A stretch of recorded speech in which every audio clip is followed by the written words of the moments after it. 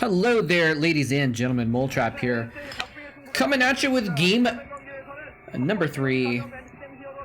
I paused there for a moment because I was about to say like numero tres, and I was like, am I gonna say this right? Maybe I should just skip it, but now I've said it. I've been told I do accents pretty well, different kinds of languages actually. Korean, French, Spanish. I've been told that my accents are pretty good with those languages, so just to brag for a moment there. Anyways, we got the 2v2 match here, ladies and gentlemen. The first 2v2 match, I should say, since this, remember, it's a best of 7. So, depending on how the games go, could be a second 2v2 match.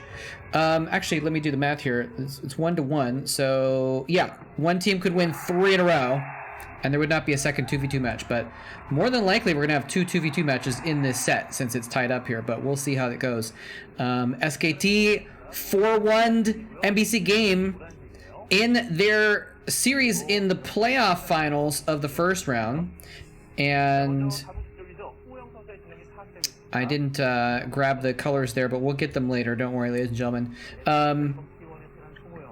Yeah, so they're going to show... They always show the command center, and then the player, and then the hatchery, and then the player. So we'll figure out who they are. So these are the 2 SK Telecom players, I think, at the top. There we go. A Terran and a Zerg. And it's interesting because I was looking at...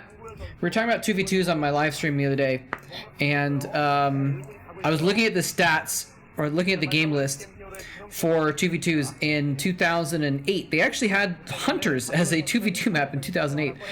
Kind of interestingly enough. And the... what is going on here with Yellow, by the way? Yellow is sending an SDV up here. Looks like he might do a proxy barracks.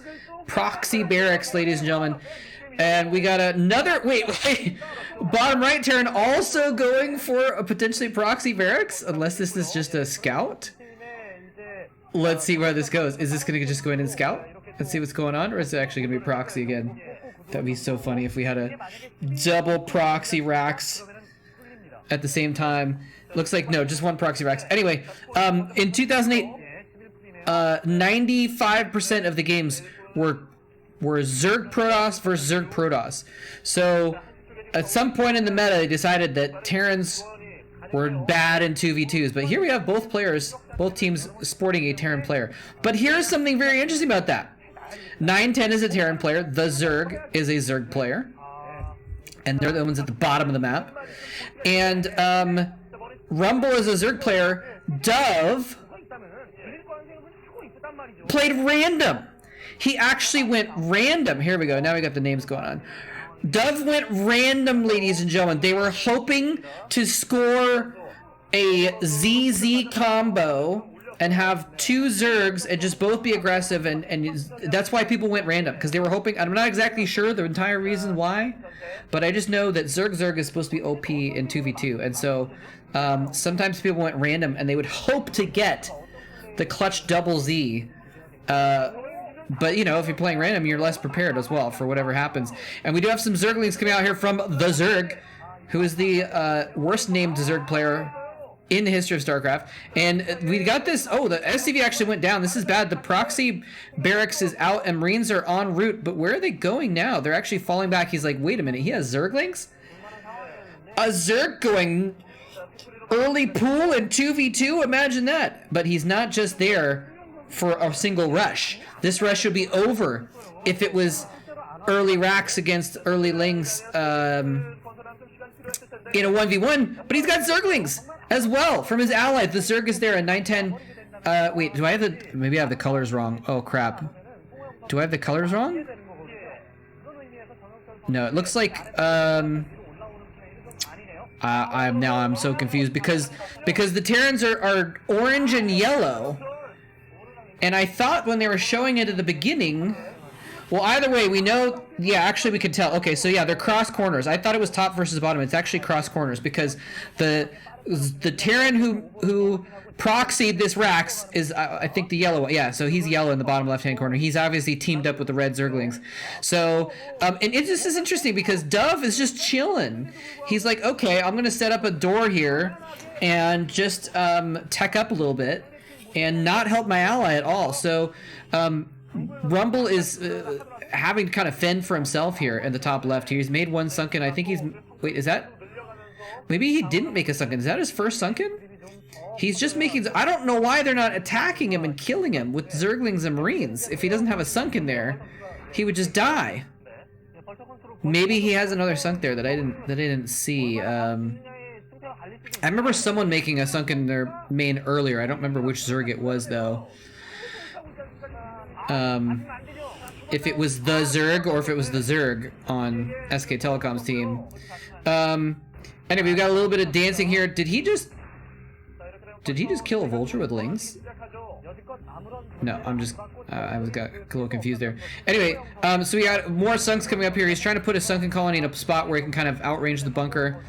I knew how that works at some point in my life, and now, you know, I'm old and the brain has stopped producing the right thing. Anyway, a point being, I think that the sunken can outrange a bunker unless they have the range upgrade. I think if the range upgrade gets researched for the Terran, then they have the same range as the sunken colony, is my remembrance of that.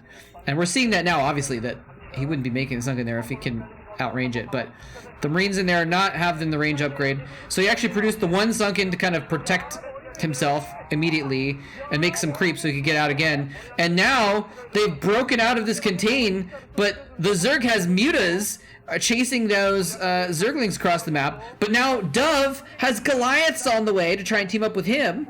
And oh wow, what's going on here? He's bearing down for a counterattack. He knows that Rumble might send those lings into his base, and so he's making a nice little wall. It's kind of cool with a few SCVs in the front, a few vultures behind it. Not the, you know, supply depot bunker with Marines behind it and in it that you really want, but those vultures behind a wall of SCVs is actually a pretty cool little wall there. And single Marines somehow still around here. Gets 1v1 by a Zergling. So now we have both Terrans rather, making Goliaths. It is a probable follow-up that Rumble might go for Mutalisks as well. He's behind, obviously, in these Mutalisks. And I'm actually surprised we don't have the Zerg going and harassing his mineral line, unless they saw... perhaps they actually saw some sunken spore colonies going up or something like that. Spores are actually pretty common in 2v2s. So, I don't know. Anyways, point being, I don't have full information here, so it's hard to guess exactly why they're doing what they're doing, but they know what they're doing. Yeah, okay, there's a couple spores there, so no real opportunity to harass with that few Mutalisks. And it looks like he actually didn't make a ton of Mutalisks, maybe 4 or 5, unless he's lost a couple, but the Zerg just kind of falling back now. Now, is he actually in trouble? I think the Zerg's in trouble. I think he knows it. He's actually making line of sunken colonies here in his main base. They're not actually at a point where they can attack into the choke, which might actually be advantageous because the units are going to be going through the choke and then kind of spreading out.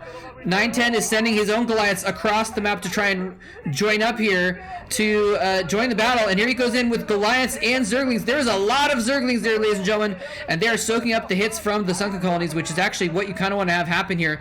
Mutalisks trying to defend, but this is going to be an easy kill on those Mutalisks. No, actually, only one Mutalisk was there. The rest have tried to counterattack into his base, but he's got enough Goliaths at home that he's able to hold things off. The Zerglings and Goliaths are demolishing all of the sunkens in the Zerg's base, and so the Zerg is going to be basically eliminated here pretty soon, or taken out of the match. He's still continuing to attack a barracks. He has... Wait, no! Those are 910's Goliaths! Sorry. Orange and Terran Zergs in a 2v2 match. You cannot have very much more confusing than that.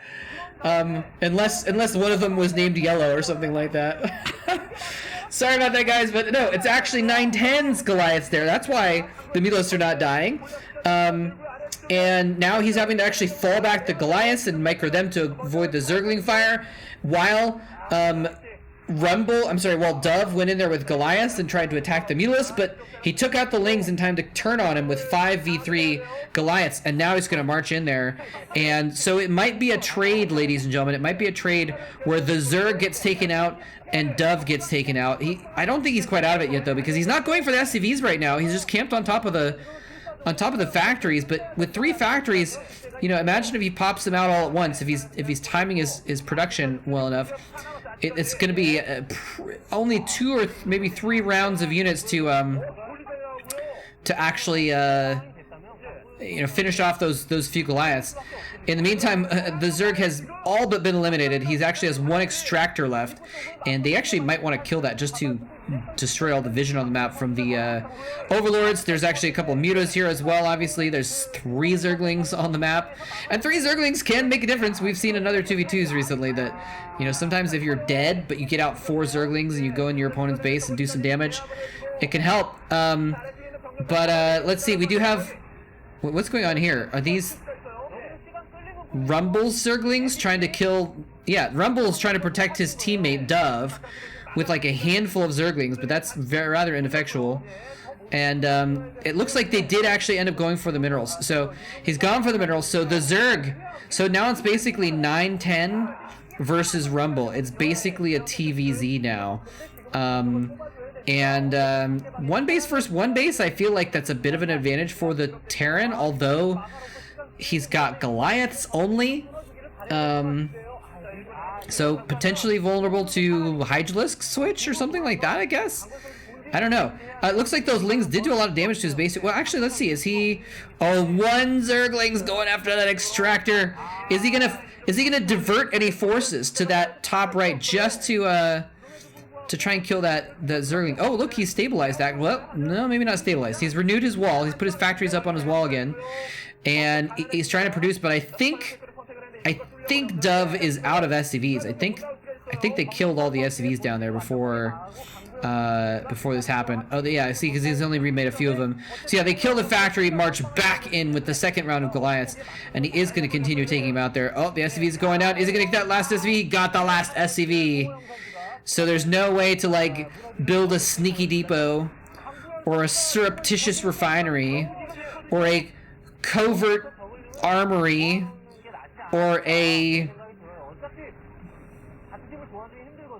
other building somewhere on the map that would be able to be hidden so that he can't be eliminated, as the Zerg just was. The Zerg is now completely eliminated. That Zergling did his job.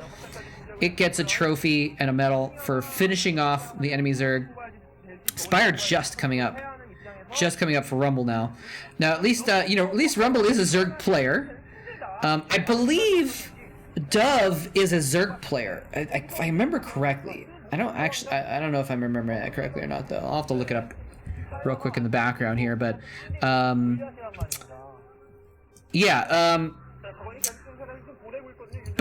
least, I mean, Rumble's a Zerg player, so, you know, he's... Oh, actually, Dove is a Terran player. You know what? Maybe TLPD was wrong about him being a random... I don't know. Who knows? Anyways, well, apparently Dove's nickname is Twinkie Terran. Not sure why. Sorry, anyways. TLPD in the background. So now we got a 1v1, and it is Goliaths, and now Dove has left the game. He's been eliminated as well, so 2 eliminations. It isn't officially a 1v1 now, and 9-10 has built an expansion on this. Now here we have just a few Mutalisks coming in here in the background. We can actually see that 9-10 doesn't have a ton of SCVs, but he might have transferred. Okay, he transferred a bunch of them already. So just a handful of Goliaths will be able to take care of those few Mutalisks. Now, how much damage have those Lings done in the background, though? Is that that's 2 starports, ladies and gentlemen, with control towers.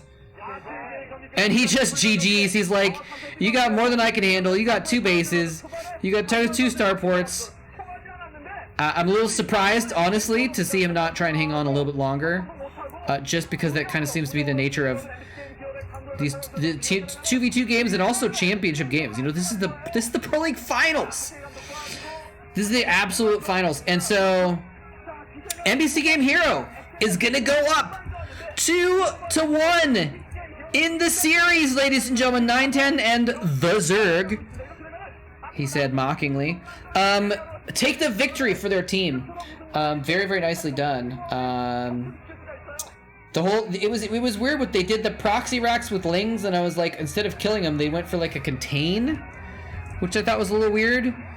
But it kind of worked out. Then they end up counterattacking bottom right against the Terran player, and so or not counterattacking, but switching directions and attacking bottom right. So it worked out well for them. 2-1 is this series right now. Gotta be feeling good for MBC Game Hero after having lost 4-1 in their previous postseason matchup against SK Telecom 1. But it's not over yet. There's still at least a few more games, or at least 2 more games to go. And SKT Telecom can bring it back, especially because, well, you know, maybe not next, I don't know. Next matchup is Rainbow versus Bisu, and normally be like, oh, Bisu, easy, but this is 2006. And Rainbow is definitely a contender in 2006, and Bisu was not quite at his Bisuvliness yet. Ignore that one. I don't know where that was going. Anyway, so we'll see what happens in that one, ladies and gentlemen. Hope y'all enjoyed this one. Thanks very much for watching. GG.